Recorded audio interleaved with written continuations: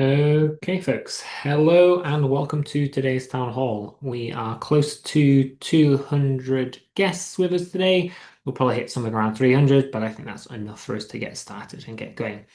So as always, welcome to today's bi-weekly town hall. We are live streaming and recording. So if you get disconnected at any point, please head on over to youtube.com/@hospitable. You'll be able to watch the live stream there also. As always, we're going to kick things off with some updates from us. We have some new joiners to introduce today, and then we're going to go into some product updates before we move on to the Q&A. If you have any questions throughout the session, please do type your questions in the Q&A at the bottom. It's a lot easier for us to keep track than using the chat. And I think that's it from me. I'm going to slowly but surely pass over to PC to start us off. Yeah. Good day, everyone. Thank you for joining us on this town hall, and we're going to start with some team updates. This is not the typical European startups where we're basically having the founder is getting 2 months off. We're still recruiting and onboarding new people to our team. First among which is Chris Kennedy. So yeah, introduce yourself and tell your story. I think it's an interesting one, and share something fun about you. Chris? Sure, thank you. Hey everyone, my name is Chris. I currently live in New York City, but I grew up on Cape Cod, Massachusetts. I've actually been a happy, hospitable customer for about 2.5 years now and managed my own STR down in Clearwater, Florida. So I've over the years attended many of these town halls as a customer, but I'm excited now. It's pretty cool to be on this end of things. I will So be working. go ahead, go ahead. All right, I'll be working on reaching out to and connecting with hosts to show them how Hospitable can help them, and then hopefully generating some real excitement about the product as I do that. Nice. Uh, That's a fantastic intro. Chris. Thank you. I'm in sales, so I hope it will be. But Sharing some excitement. Yeah, that's a great one. So yeah, how does it feel to be on the other side of the town hall? For sure. And just to end, a fun fact about me, I have been to all 48 of the contiguous U.S. states. Done a lot of crazy road trips over the years, just missing Hawaii and Alaska. So hopefully we'll hit those ones soon. Oh, I'm sure if you drop a nice message, there will be some invites to some properties there in Alaska and Hawaii that could really help you for your travels. Thank you, Chris. Congrats on joining the team and yeah, joining our sales team and yeah, getting some great prospect and new contacts.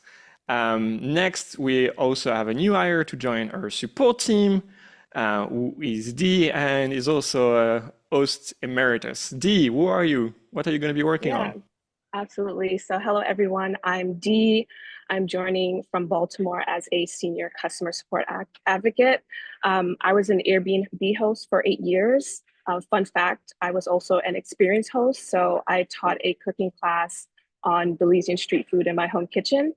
And my role will be I'll be diving into some of the tougher support issues and making sure that we have excellent documentation for upcoming feature releases. So, I'm happy to be here and excited to meet you all. Thank you so very much. We finally met an experienced host. It took a while, if I'm honest. But yeah, thank you so much for joining the team and congrats. And there's going to be some great work upcoming for you, definitely, with all the customers that we're having to support and need our help every day. Now, next, I have another segment that basically is ominously titled Town Halls. I just thought I should be yelling at the beginning rather than at the end. So first of all, it was obviously about an update on the case that we've been hearing about last 2 weeks ago, based on a property management customer named Cabin Ferry, who has been incurring some damages on the direct booking and has basically been reporting on their experience in dealing with Truvi in particular. So I've seen the case. There's definitely has been some damage, a TV broken, some sheets broken, trash service that basically needed to be hauled in the location and some deep clean. It's basically always a bit uncomfortable to be put on stage in a matter that you don't know anything about, but that's very much the point of those town halls. It's not necessarily to share great news about the trains running on time. So I like the fact that we still have this fire under our butt. Most of the time, it's not really challenging or disruptive to us. It's actually validating something and some pains that we already know about internally. And okay, now we have some more material to basically be applying pressure on that problem and be able to fix it. So I just really hope no one in the audience felt like they were being yelled at. That was definitely not the point. Some people may really say that I should go to media training, and I think that's a very valid opinion for the 2010s. Now, the issue that is really highlighting for us specifically is about the frustration around the communication between whenever hosts are having to file a claim for their direct premium reservation. And the current setup is really uncomfortable for everybody. Because the Hospitable support team, the direct team, that's doing a great job of that, is basically trying to anticipate the needs of Truvi to ensure that you're providing documentation that they then can send, and then they repeat back and forth. You can imagine it's very uncomfortable for us to be paying for a service, and then on top of that, having to dedicate meaningful hours to basically deal with that communication, when they actually should be having an experience for you as host to claim, to file a claim directly and be in touch with Truvi on what their actual documentation requirements are. Now, turns out this was a point of frustration weeks before, and we really applied a lot more pressure on that vendor to make sure that there would be a timely response to the claims. Truvi has also been working on having what they call a contactless experience. But basically, that's a way for you as host to be filing a claim to Truvi directly. It's currently something that's being built, and we have some feedback to share. Actually, Truvi will be meeting with Abby, who is the product manager that's in charge of that particular area of the product, to really be assessing this solution and also be able to share our feedback. One of the particular points that we pay attention to is the fact that we want to have visibility to all the claims, which we believe is not something that we have today. And we want to basically keep Truvi accountable to an SLA and being able to step in the cases where we believe this is taking longer, and it's basically, we will front the cost if Truvi is not being responsive enough, and then Truvi pays us back if they deem it so. And that's an approach that, for example, we got to test again in the past 2 weeks whenever there were incidents coming up on direct premium. So it's very much a hot issue for us, and we're going to be doing whatever we can to help Truvi in shaping their product in the best way.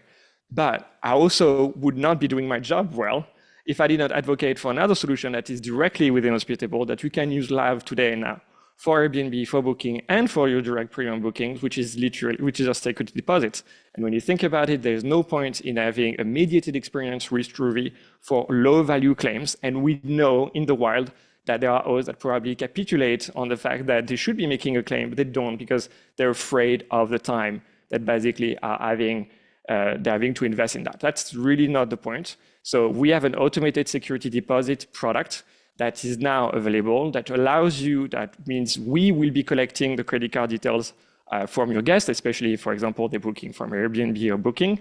And whenever you have a claim, we'll be paying you out next day, coming from Hospitable funds. Then we basically deal with the guest ourselves and deal, for example, with the chargeback claims that are very likely to be occurring. This is very much something where we are deciding to take some level of risk. And we also believe it's also, quite frankly, the best way of sorting out small claims. You get to decide what is the security deposit limit that you want. And you are basically then can file a claim at no extra cost. This is something that's leveraging always our merchant of record infrastructure.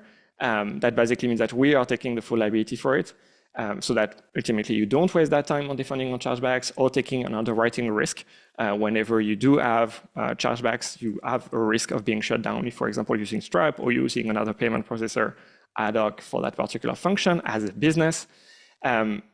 The thing that I wanted to have here is that if you wanted to pair it with the same level of safety in relation to funds and claims, you would need to basically pay yourself a 3% minimum payment processing fees, plus 4% if you're having, like it's very common in travel, an American Express card. And you would have to pay also the retail price for chargeback protection. Stripe, for example, is charging you 1.4% for something like this. So we believe this is actually a very competitively priced product with a lot of value being offered. If you would have to do 50 or 60% cheaper than doing it yourself, with your own payment processor, and that's basically a credit card processor. I'm not even talking about PayPal. And it's up to 4 times cheaper than dedicated point solution for security deposits. Now, there is a cost associated with that. There's also a lot of value in turn, is that basically you can now have unmediated claims with uploading documentation, and that piece is, for example, to protect you and protect us, sure, but more importantly, protect you so that if there is a booking platform coming back at you, we are able to demonstrate that you have documentation for the claims that you went through.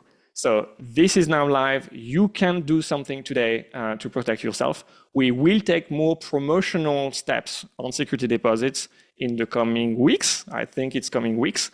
That's the proper horizon. So that, for example, there is a certain allocation that's free for direct premium so that you can get directed on using more security deposit than relying on a mediated experience with Truvi.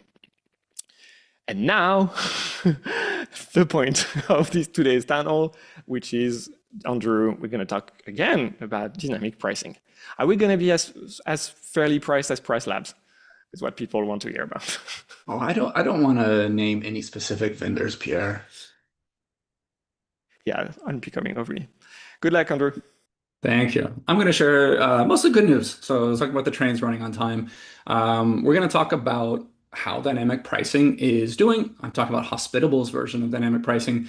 If you tuned in on April 30th to our 100th town hall, this was the main event. We launched an embedded version of dynamic pricing within Hospitable. It's been just over 3 months since then, and we want to check in and see how it's going. So we're going to show you a couple new things that we're launching today, to give you further control over your rates and availability. But let's go ahead and start by kind of going over what the numbers have been like so far. So how many of you are using dynamic pricing? As of today, we're looking at 1,933 hosts, our customer base that have adopted this tool and are using it currently to manage their pricing. If we rewind a bit to that 100th town hall, we shared with you a pie chart. And we said, actually, one of the things we were surprised about is that 37% of you were not using any dynamic pricing. You were doing it manually. That was a surprise to us. Now we've been slowly kind of knocking that down. Actually, within 2 weeks, we had already become the second biggest dynamic pricing vendor on Hospitable. You see the other ones there. We're already making up about 11% of all hosts on our platform within 90 days, which we think is pretty good. And there's still that persistent 22% of you that are getting by without dynamic pricing, even though we're giving it away. You could try it. But yeah, almost 2,000 hosts now. And how many properties that equates to? 5,748 properties. So yeah, those are the numbers, the big numbers. The other thing that we've been looking at is we wanted to survey all of you that are using Hospitable's dynamic pricing so far and get some quantitative and qualitative feedback on what you're doing. So we asked you a question. What motivated you to try it out? What got you started? What was important to you? And the number one thing we heard was, of course, that, okay, it was free. So of course I did. Half of you told us that the fact that it was included in Hospitable is what got you to start using it. Free is nice. Most dynamic pricing tools on the market retail at about, well, they start at least at $19.99 a property per month. So that means with 5,700 odd properties, we're giving away about $115,000 a month in dynamic pricing back to our hosts. So great, that feels good. What else did you tell us? The second most popular response is you wanted to consolidate your platform, manage less software, right? And you appreciated the fact that you didn't have to live in 2 different platforms now. You could make the kind of changes you were making on your dynamic pricing software in Hospitable. You could control all of your pricing and availability from one calendar. So that also felt nice. A lot of you, and actually we were kind of surprised on how many are converts from existing dynamic pricing software. You told us that you were looking for an alternative. The survey, 78% of the survey respondents were using another dynamic pricing software when they started using Hospitable. And you mentioned some of the things you didn't like, either that it was, again, the price, you didn't feel like it was worth the value to pay specifically for one tool, or you told us it was the complexity. Their settings were a bit intimidating. I found X provider a bit complex to use. And of course, the other thing we heard is that you wanted to generate more revenue. That's the main reason people start using dynamic pricing software is it needs to impact their bottom line. You want to generate more revenue, more income for yourself. So there, and I think we're a little bit off on the slides, unless my computer's off. There we go. Next slide, we asked, what is our impact on that bottom line, right? Have we been able to impact revenue? And for this, we dug in deep into the numbers. And I'll preface this by starting out and saying, obviously, we are still early. It is really hard to say anything with high confidence only 90 days into a pricing solution that needs to go through the seasons. It needs to go and have much more data behind it. But we looked at the data and we started by comparing hosts who started using hospitable dynamic pricing against a control group of similar listings that were not using dynamic pricing and are still not using dynamic pricing. Now, we limited our analysis to our 50 biggest markets in Hospitable, only in the US, because honestly, if you're looking at like you're adding a currency element into an overtime study, it just made it too complicated. So sorry for anyone from abroad. This is a US based comparison, but it's broad. It's 50 different markets. We compared like market to like market. And please note that we will be presenting averages, which means some of you did better than the average, and some of you, yes, underperformed the average. So you might not see yourself in these results, but this was a statistically valid survey. It was done by proper data scientists, so we're pretty confident in the numbers that we got. So what happened? Well, we saw a 20.1% uplift in occupancy rate comparing hospitable dynamic pricing customers to non-dynamic pricing customers across the average across 50 different markets, right? So that was well beyond our expectations. What explains that? Well, one thing we heard from you is that you saw prices come down. Now, most of you were, this was the first thing you mentioned in an onboarding session, if this happened to you, is, hey, these prices came down. Some of you were skeptical, but many of you commented that it felt right. You told us that you hadn't been getting bookings. You thought something was wrong. And on average, you were correct. And we know that because RevPAN, your revenue per available night, also saw a big increase, 14.5% across 50 markets.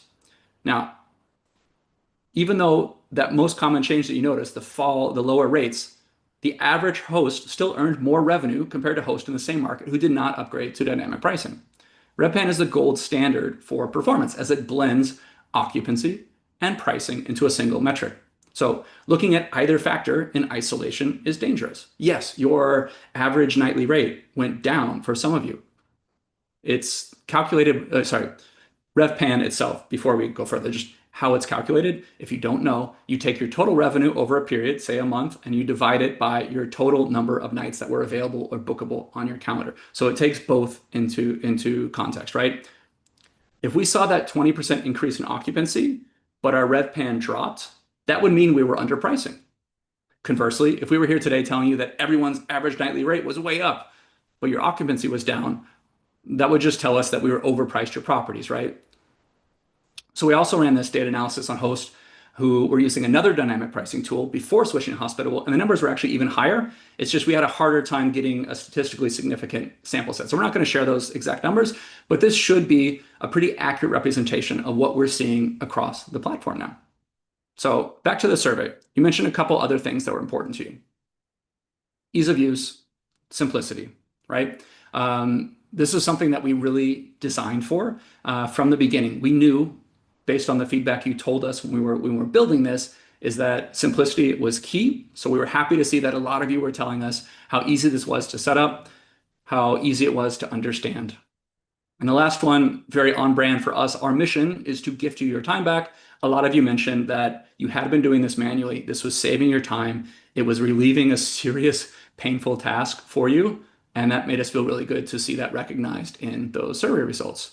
So one of the final questions of that survey, we asked, do you plan to continue using Hospitable's dynamic pricing over 6 months? We wanted to know, were you convinced yet? How confident are you that we're doing a good job for you? I think this was a great metric in saying, are we on the mark? We know we still have a lot of room to improve, but the results were pretty great. Overall, 2/3 of you, I guess without hesitation, said, yes, I plan to continue.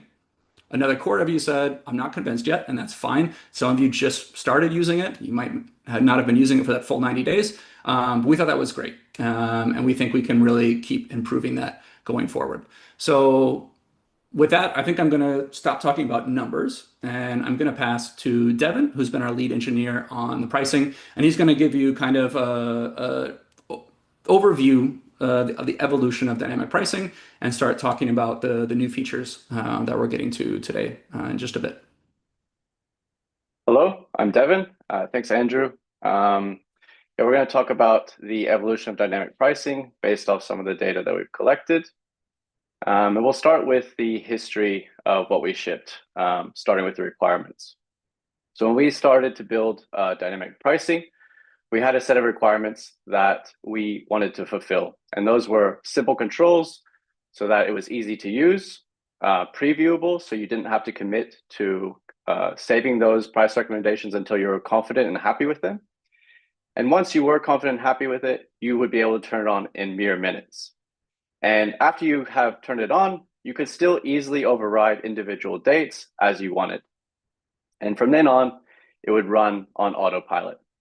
And if you decided that you weren't happy with the solution for whatever reason, it was completely reversible.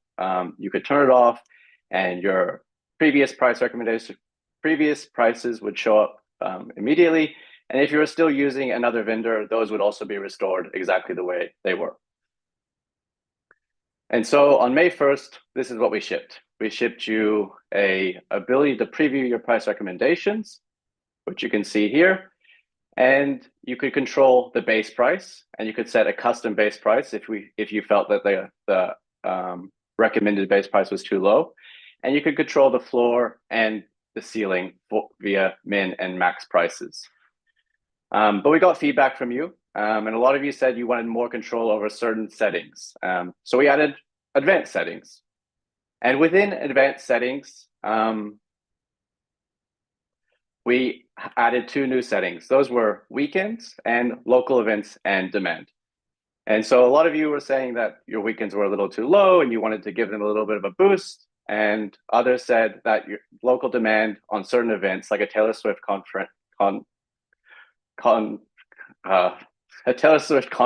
what's the right word? Concert. Concert, right. Was underperforming, let's say. So we shipped these two new settings, and now you could adjust with your weekend. And so we added a 10% increase to your weekends, which you can see in this tooltip. About 1,234 properties are using these settings, and the most common element of boost is 10%. And so with these changes, we've taken the next step, and we're going to talk about a couple new advanced settings that will help you manage your calendar, pricing, and availability in new ways. And so with that, I'll pass back to Andrew to introduce the first new feature. Cool. So let's start by introducing a host who gave us some feedback early on in dynamic pricing. We'll call him Brian. Brian is a property manager in a big college football town. He regularly sees like insane lift on pricing when there is a home game, like 400, 500% of his average nightly rate. He told us, if I don't get big bookings on home games, my owners will fire me. So pressure was on for us. When Hospitable launched dynamic pricing, he opened up the preview in the calendar, and the first thing he did was immediately scroll to where he knew he had home games and checked our model. And what he found is that we were not pricing them as aggressively as Brian wanted. So what could he do? Well, he could manually set prices for those nights. That's something we launched with from the beginning. You could always take control, override our pricing recommendations, and set a manual price. But that's not really what he wanted, right? Those prices are static when you edit them manually. He'd have to come back and edit them later if those nights didn't get booked at that aspirational, opportunistic price that he was looking at. What Brian wanted is to aggressively mark up those specific game day weekends. But if he hadn't gotten a booking yet, he wanted the benefit of dynamic pricing, lowering those rates as the booking window closes. What Brian wanted is rule sets. Turns out that many of you who replied to the survey also wanted rule sets, and you told us that, but you want them to achieve very different goals. Rule sets have been something that we released actually a good time ago, but they've been in a private pilot with some of you, and we started to expand that. Today, we're going to be releasing them to all of our Hospitable hosts. So everybody will be getting access to rule sets today. Here are some of the things that you told us you want to do with those in our survey. I would like to be able to select one or more nights and add a percentage discount or increase off of the recommended price. Fantastic. You'll be able to do that today. More variability with setting minimum pricing on certain days, such as major events and holidays. Check, we can do that with rule sets. I like to be able to set a minimum price, this is a dynamic pricing user, by month, not just a single minimum price for my whole calendar. I want to set a higher min price for my high season time versus my off season time. These are all things that are good for rule sets. I would love rule sets for last minute discounts. So what are rule sets? Rule sets help you customize pricing and availability for your properties on specific date ranges. You can easily apply them to one or multiple properties at the same time, saving you time and ensuring consistency across your calendar. They help hosts efficiently manage seasonal pricing, special events, and booking restrictions without manually updating each property's calendar. Rule sets are your source of truth for the date. We're going to color code your calendar when you apply a rule set, and that allows you to know at a glance what edits you have made across your calendar. So I'm going to take a second here and start sharing my screen, and we're going to look at these together real quick here.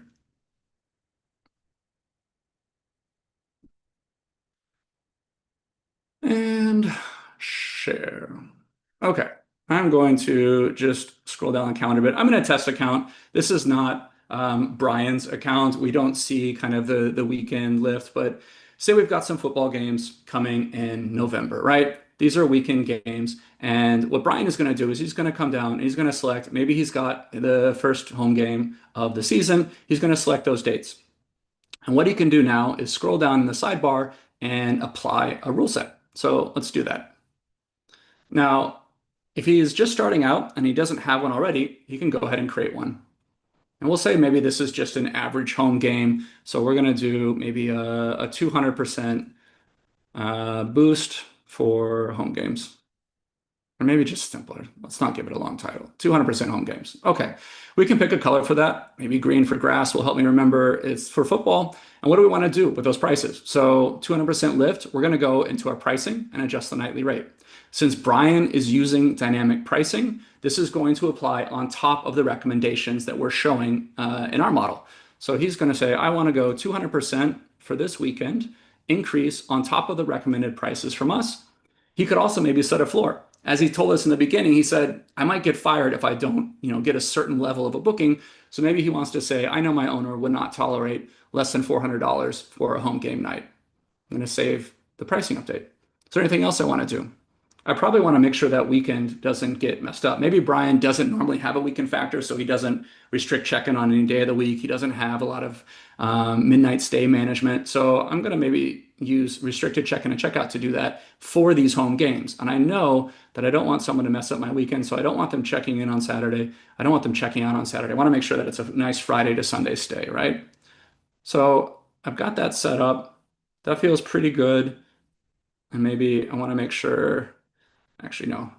I know that this user has 7 midnight stays set up, so I need to overrule that so they can come in for the weekend, and I'm going to overrule it by saying I want a midnight stay of 3. Okay, that looks good. All right, now I packaged 3 different rules. It took me a little bit to set it up, but I can use this now throughout the calendar. So let's go ahead and apply that. Okay, now you saw my price jump up. It got applied 200%, and those are now marked in green. If I scroll down, I've got one marked in brown here. And what's that? That's a 300% home game lift. So this is maybe the big rivalry that's coming in town, and I mark that up. And any other weekends that I find, I can mark them up similarly, and it's a lot faster. So I've got another home game here. I can go in and apply a rule set, and I can search if I need to find my home games. And this is a normal home game weekend, and I can apply those. But Brian is a property manager, right? He doesn't actually need to do this property by property.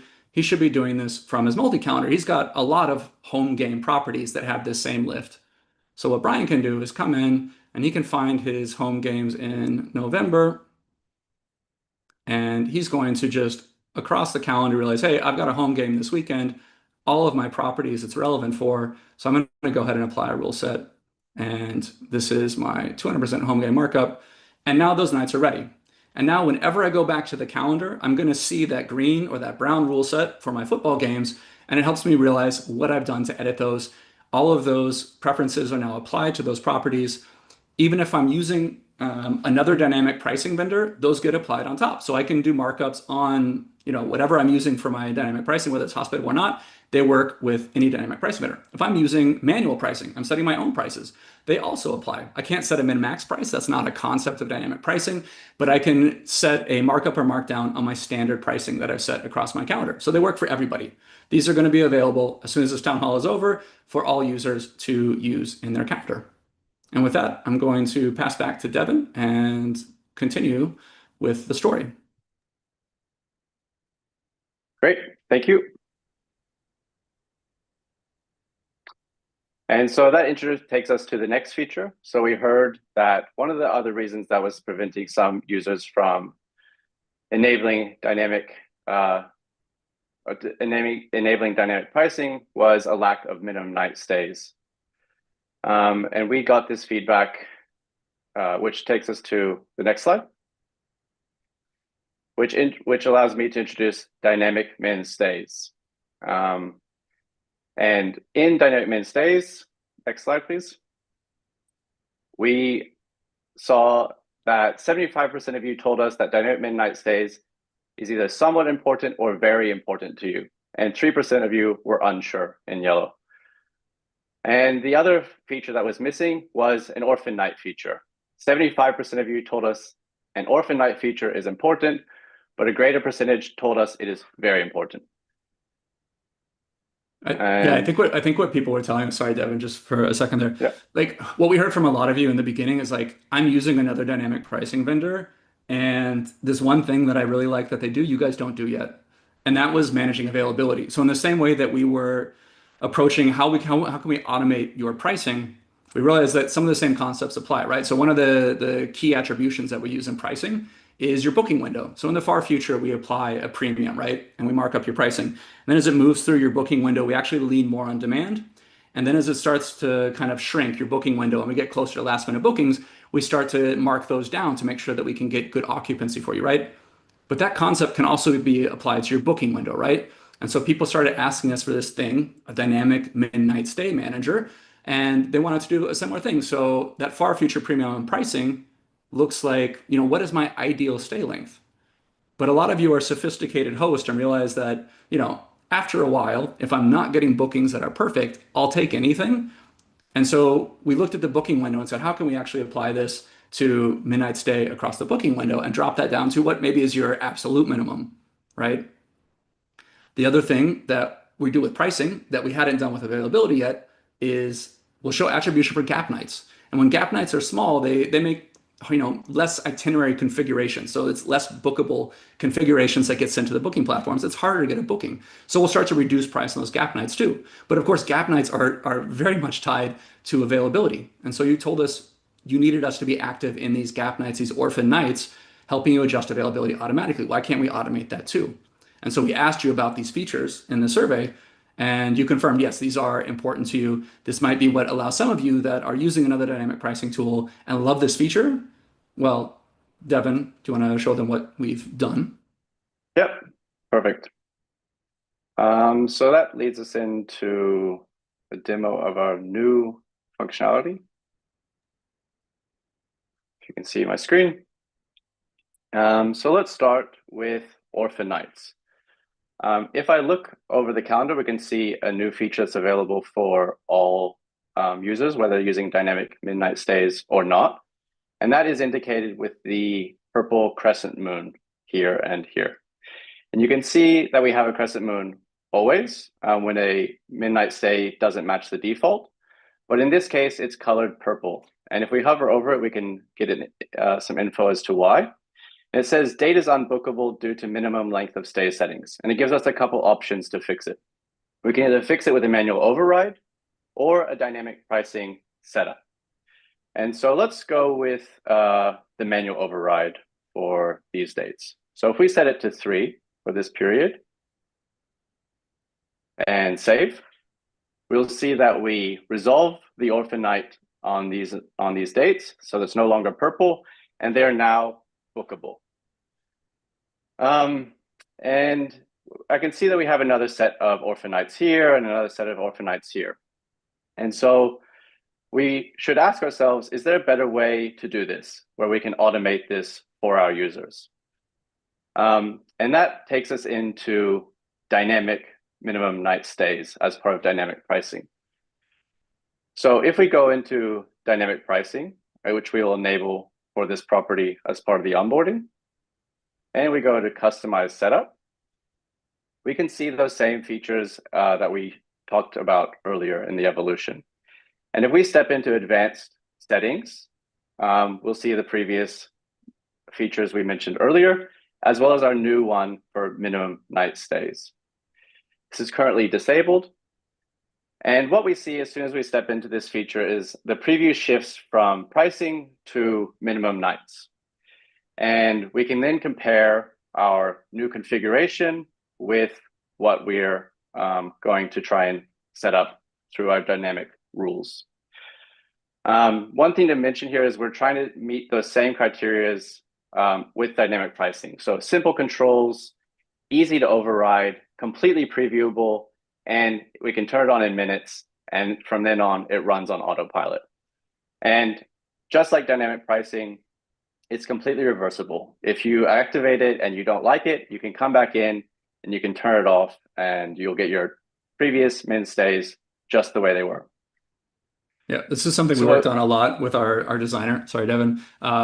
If you look across the market of what this looks like, what everyone is doing basically is you are stacking rules of what your stay does based on, your booking window and manually setting 90, 120, 180 days, and it gets really complicated. We kept getting told in sessions with you all is that I get lost in my settings. There's too much complexity, right? So we really spent a long time, I think, in the discovery of how can we, like Devin said, make this like dynamic pricing, where we started with like 3 parameters, right? And 2 of those were optional. So what he's going to show you here is that we're kind of back to the same thing. There's 2 parameters and there's a strategy. And then basically you trust the algorithm and you don't get yourself in settings that are actually harmful to your performance. We're going to take care of that for you. Sorry. Yep, perfect. Love it. Thanks. So let's set up our ideal stay length. So for my listing, I ideally want 7-night bookings. And my shortest stay length for this property is, let's say, 2 nights. I don't want to accept shorter stays than 2 nights. And so once we punch in those 2 settings, we can start seeing the preview come through and we can compare min stay settings.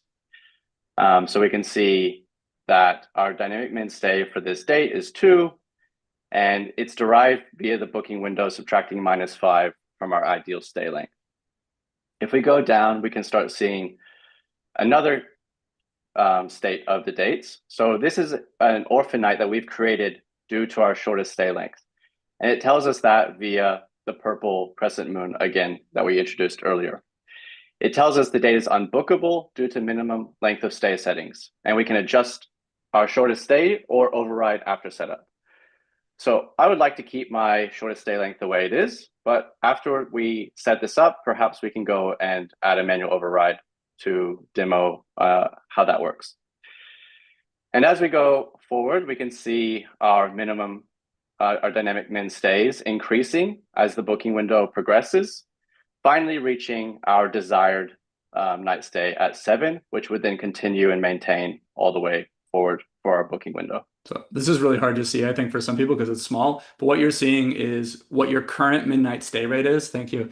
And then the colored version is what we're recommending, right? And so like at the bottom of October here, we see that they had 9 before, they had 10 before. And what they would do if they go forward with this preview is we'll take the 7 figure and we're doing it red, just like we would dynamic pricing, where we're saying, oh, we need to lower your price. We're saying we're going to lower it to your ideal state to 7. So you can kind of go through the whole calendar, see what the preview is, and make yourself comfortable with those. But again, if you don't like it, you can always turn it off and go back to what you had before. Yeah, and you get an indication of what those crescent moon colors mean here. Green means you could book longer stays by increasing your min stay length. Gray means it's basically aligned with our recommendation. and red means you can get more bookings by lowering your min stay length. So I'm pretty happy with this, but let's look at what the different strategies do. So more aggressive means we'll relax later to prioritize longer stays. And what this means in practice is that we'll compress the booking window for this period, and we'll bring up our ideal stay length to be earlier. So let's try aggressive, and we should see our 7-day length being brought up earlier in October, which we see here. And so now we've compressed that period of changing dates. And I'm pretty happy with this. So let's go back and turn on dynamic pricing with our minimum night stay settings that we've activated here. And so once I hit continue, we're going to start going through the onboarding flow. And in the case of dynamic min stays, all manual edits for min stays will be overridden, but dynamic prices can be conditionally set to override manually set prices. So let's choose to keep our manually set prices, but override all minimum stays. And once I hit activate, we'll push all of these prices onto our calendar and then onto our channels for our property.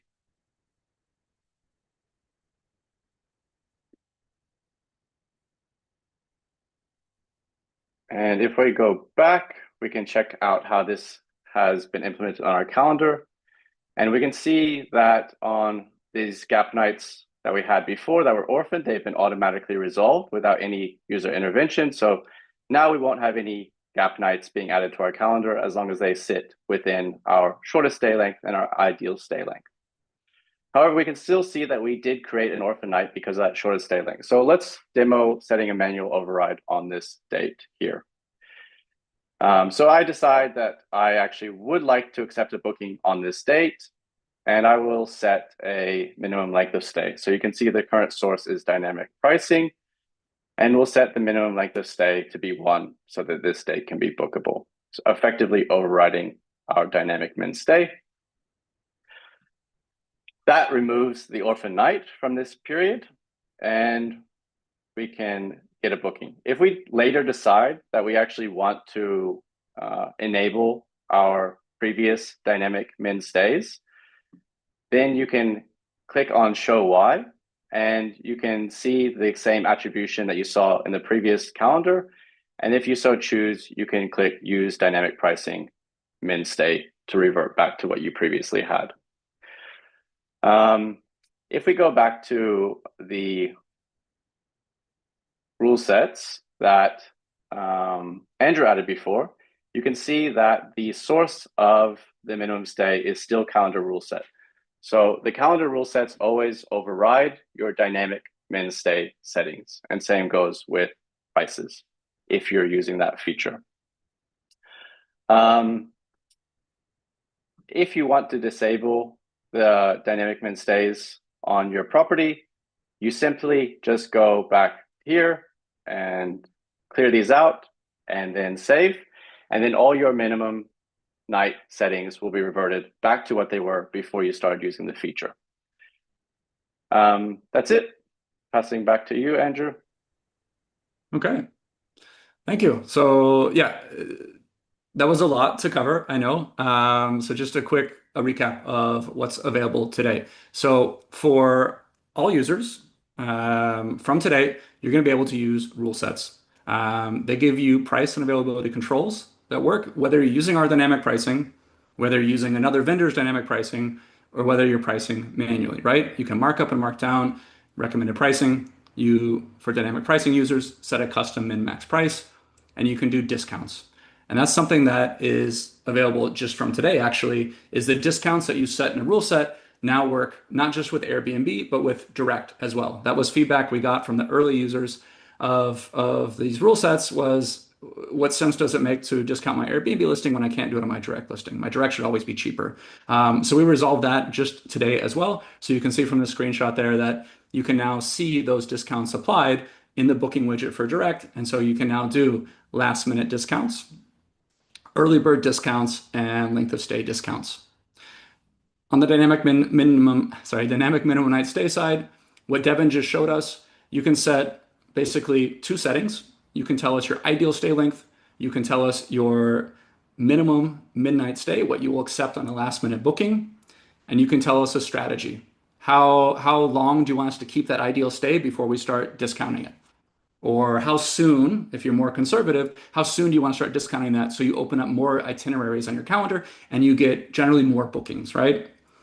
And the last thing is the orphan nights. So on the calendar from today, for all users, again, we're going to start highlighting your midnight stay when it causes any particular day to be unavailable for check-in. Now, sometimes that's intentional, which is fine. That's why we're using just a subtle kind of purple shade. Some of you, that's not a problem. Some of you, we found, appreciate that context of knowing when midnight stay is blocking a day from check-in. So everyone will be able to see that from today. If you're using dynamic pricing, you can use this advanced setting now to put that on autopilot and actually resolve any gap nights that are orphaned due to your midnight stay. Will automatically resolve them for you. So that's what's available today. And we'll just check in again on our roadmap now about what's coming next. So we said that discounts as of today are going to apply to direct as well. So we're starting to become that source of truth for the discount now on 2 booking platforms. We need to do it on our other booking platforms as well. So we're going to be working on getting those discounts applied. They always kind of map just a little bit differently to booking.com, to Vrbo, to Agoda. And then we're going to also be making some tweaks to this min stay, what is essentially an engine. There's some different decisions we can make when we move down from ideal to your last minute stay. There's some different decisions we can make in how we resolve a gap that's orphaned. Do we immediately go to your minimum midnight stay, or do we first try a slightly longer stay but still doesn't orphan those nights, right? We're going to be watching the data as this rolls out and seeing what the optimal kind of configuration is. That's the advantage of not having these hard set rules that you guys set up on your own and then have to maintain yourself. We're able to aggregate all the data across all of our customers and see what the most performant settings are for that engine, but still giving you control by telling us if you want to be conservative, aggressive, or take the balanced recommended route. The other thing we're going to do, and that we heard about while we were introducing this feature to host, is that a lot of times when we resolve a gap, those orphan nights, you have a different expectation of cost. Either maybe you're not charging a cleaning fee and those really low stays are more expensive for you and you want to see us actually mark up the price, or you realize that those nights are really hard to book in your market and you want to mark them down even further than the dynamic pricing already does. And so you want to apply a markup, markdown when we resolve an orphan night gap. So that's another feature that we didn't get it done in time for today, but we'll be looking at that soon. Looking a little bit further down the line with dynamic pricing, we are still working on seasonality controls. That was one of the advanced settings that we really wanted to get in soon after launching, but because of the way our model works, it's really hard for us to manipulate that. So we're still working on a solution to let you kind of tweak the seasonality settings. For some of you, you've given us feedback that seasonality is either too aggressive or too conservative, and we haven't been able to give you controls for that. So we're going to work on that.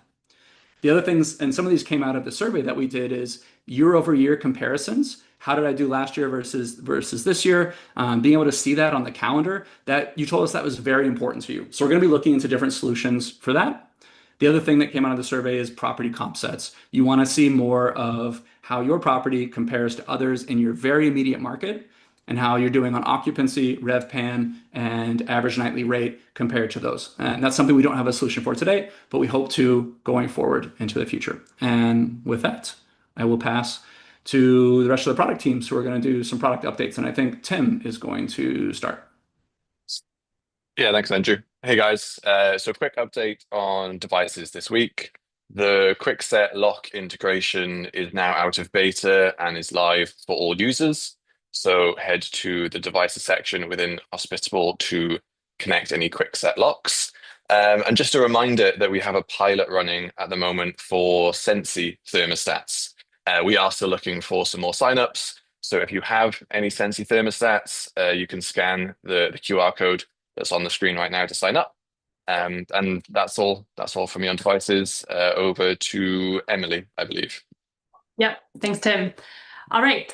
Last week, we released a feature that opens the door for Airbnb co-hosts who receive their commissions directly from Airbnb to use owner statements. So now, when you're configuring your reservation commission agreements in Hospitable, you can let us know if you receive your commission directly from Airbnb co-host payouts, and if so, we'll mark those reservations as paid on your statement or invoices and handle reservations from other booking platforms in line with your typical commission agreement. We have also added a calendar to the owner's portal, and your owners can now view their property's calendars and see reservations for current and future months. The data that's shown on the calendar does respect the customizations that you've done on your statement. So for example, if you've chosen to only show the guest's first name, that's all we'll show on the calendar as well. And we also respect the customizations that you've made as far as what financials show. So you can be as high level or as detailed as you want. Next, our team is working on owner stays. Starting next week, you'll be able to create an owner stay from Hospitable and customize that owner's experience. We'll also follow up shortly after that and make that option available from within the portal so that the owners can book the stays themselves if you give them permission to do so. Metrics will also have owner stays in mind so that you can understand your property's performance and understand how owners' stays impact the overall performance. Now passing off to Direct. Yep. So for direct, as you've already heard from Andrew, your rule set discounts will now apply to direct. And next up, the team is working on a couple of things. So if you tuned into our town hall last time, you saw that you can now translate your full direct booking experience into a couple of different languages. You can do that automatically using AI. It will translate all of the content on your site for you. And right now we're working on allowing you to actually adapt those translations so you can localize them for each of those languages. And we'll also be working on adding additional languages as well. And then the team's also working on improving alterations. We're going to start by creating alteration requests so that your guests can actually get a breakdown of the new booking details and costs before they accept the change. And then that will likely be available next week. And then after that, we're going to also give you the ability to actually modify the price of the alteration when you're making one. And then next up, I think, is an update on community. Thank you, Abby. So on the community side, we have a small moment of celebration where today we hit 1,000 hosts on our new community. So even though we've been having it only after under 3 months, we're seeing quite a nice amount of posts created, questions, conversations, replies. So if you're not there, you should definitely join. 2 new things you're gonna find in the community are groups. So groups are spaces within the community organized by location or the role. We started with a location. So if you are based in Florida, Texas, California, or Australia, hop in. If not, write in chat which locations you want to see and we can make this happen. And the second thing that in July we've been asking you to share your opinions on the community in our survey. And just an hour ago, we published a report where you can read our main takeaways. So see you in the community. Miles. Awesome. Thank you very much, Petra. You're getting lots of suggestions in the chat for new groups to create. So you'll be busy. Cool. So just a few events from me to call out. So first up, we have an in-person event that we're doing next month. We've already called this out once or twice, but just an update on ticket sales there. So we're doing an in-person workshop in Orlando, Florida on September 15th. It's an all-day workshop to help you tune up your Hospitable account and make the most of all of our features, including a walkthrough on direct booking and making sure you are set up for success with taxes. Brandon, our accountant in residence, will be helping out with that part of the session. And yeah, just a reminder that we only have 50 spots available for this, and 50% of them, as of today, are already sold out. So if you are interested in joining that session, please scan the QR code and head to the Eventbrite page and get yourself registered. And then finally, from me, next up, for our next workshop online. Next week, we are looking at improving your listing. So Derek is going to be leading that session, and he's going to be looking at a live analysis of people's Airbnb listings, helping them to improve and increase their bookings. So please do register for that. And there is a small type form there if you'd like us to optimize your listing live on stage. And as always, we will be here same time, same place in 2 weeks' time for our next town hall. So you can go ahead, scan that QR code and make sure you've got all of our events added to your calendar.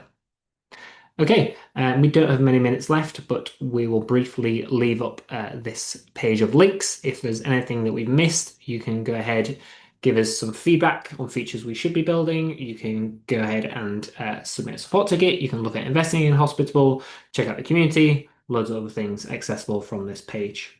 With that being said, PC, I don't know if you want to jump on and do a final recap. I think we're a little tight on time for live Q&A. Sorry, I'm cutting you off. That's very rude. No, it's okay. But that's a trade.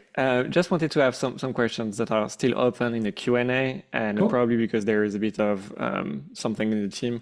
So there is a question from Amanda, and I think that may be a way to clear up maybe a possible misunderstanding.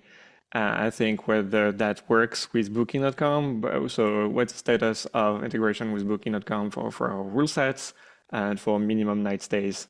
Can you clarify that? Yep. So yeah, what I did point out as specific to some platforms is only about the discounts, right? So some of those discounts we have only implemented now with Airbnb and Direct. The other features that we looked at in rule sets, so any updates to your pricing, any updates to your midnight stay, to your restricted check and checkout settings, those apply across all connected listings that you have, your entire property, all platforms. And to be clear, the challenging part is not lowering the price. That's the part that is trivial. It's actually to have the booking platform show that there is a discount. And that's something that's a little bit more exotic, that not every booking platform supports, for property management software, because that's something that can be gamed a little bit when you are in software, which is fundamentally the thing at play here. So it's not about us, it's just basically about some restrictions on the booking platform themselves. So I can mark this as answered. Booking.com is doing some tax remittance, which is something that's coming. I'm not sure we're really the best to answer any question there. Andrew, I know there's a lot of work going behind the scenes internally as well when it comes to lodging taxes across the US. But there are two different ships sailing side by side. One of them is Hospitable, and yes, we are doing tax remittance for Direct Premium right now. We are starting to look at the merchant of record set up for Direct and how that can apply to other channels. For example, Booking.com does allow us to be a payment provider for Booking.com, a payment processor, a merchant of record. We don't have that today. So Hospitable is not involved yet in Booking.com payments. When you create a property on Booking.com, they're usually pushing you towards using payments by Booking, which is a solution they have. So you don't have to be the merchant of record. They are remitting taxes in some areas, particularly in the US, but you need to talk to Booking about that. It's not everywhere. So you need to check with their support team or their documentation to find out if they're remitting taxes on your behalf there. Otherwise, you should see pass-through taxes come through. Kidoki, there's plenty going on around booking platforms and payments later. Okay, thank you very much. I think we're unfortunately I'm going to stop here because then it will definitely be sidetracked. So, which I'm sorry for that. But if you have any questions, wanted to raise some attention, you can always reach out to support@hospitable.com by email or just a little messenger that's at the bottom right of the application. You can get there. If you want attention for a human, you just say, hey, I would like to talk to a human, and the bot will basically be able to escalate you to a human, flesh and bones, that will be processing your query a little bit later. If you need an escalation, you can always send me an email, pc@hospitable.com, for anything that you feel is important that I can pay attention to, and I'll be doing everything necessary to drive that across the team. So yeah, we had some really good. We continue to work on the calendar. I think that's really the part that the core key message that I want you to hear about. We now have rule sets. Those rule sets are now managed on Hospitable. The way I would pitch that idea internally in the first conversation is really that is change control management within Hospitable. So basically it says you're applying a specific behavior for a specific type of, for a specific range of dates. And that basically means you have a little bit more transparency and better control and management over specific nights. That's basically a better way to manage your nights, your abilities, your min, max, night stays, etc., than basically just performing manual changes all the time, because you have no consistency, you have no visibility, and there's probably a behavior driving that. The second thing that you have been hearing about is basically dynamic midnight stays. So a way to algorithmically optimize your calendar to basically make sure your dates are bookable, to optimize the duration and the revenue for midnight stays. And definitely that's something that's working very nicely with dynamic pricing, so that basically depending on the availability, there could be some options to explore there. We continue to invest resources and time into the calendar because that's obviously something that we need to do extremely well. There are lots of feature requests. I think one that keeps being made is about comsets. So basically market transparency and having a bit more data to be able to assess the value. What I observe really on all those conversations around dynamic pricing is that it's actually less so about the data and far more about the control. It's not about having data-backed prices. It's actually about the ability to set up rules to drive the behavior that you want. Because the fact that the market behaves in a certain way doesn't necessarily always mean that you should be priced in a certain way. Your property is unique, and you will basically have a better feel for the type of customers that you're approaching as well. And let me be clear, we had the chance of having John Ann from TechTape, our revenue management and data company, to be on the launch of dynamic pricing. This is what he does all day. He's basically spending all his time optimizing and adding to the dynamic pricing algorithm. The idea, no dynamic pricing company is telling you the idea that you basically you set it up and then you forget about it. It's something that requires continuous improvement initiatives and experiments. And so here with rule sets, we're basically allowing you to perform those adjustments and make it particularly scalable. And so yeah, another thing that obviously always coming with dynamic pricing, yes, but vendor X is having that.